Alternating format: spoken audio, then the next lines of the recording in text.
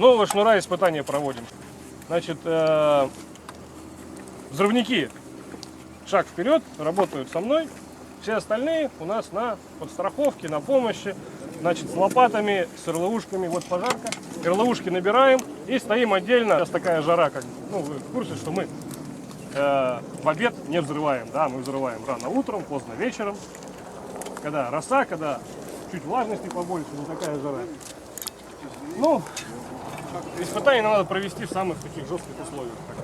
Поэтому не взрывники, наготове с лопатами, наготове с полными РЛУшками. Там рядышком, вот сейчас машина проехала, оттуда будем начинать работать.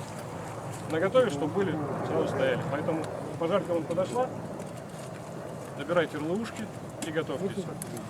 Так. Значит, я добавлю. Помним о безопасности. Никто самостоятельно никуда не уходит. Все слушайте своего инструктора группы. Когда шнур протянули, сигналы все помните, да? Без команды никто никуда не уходит и после взрыва не подходит, пока ответственный руководитель не объявит отбой, чтобы проверить на предмет возгорания. Прибегаем, если есть возгорание, быстро притушиваем. Да, ты будешь ответственным за подачу сигналов. Сигналы будешь подавать по моей команде. Да, наверное.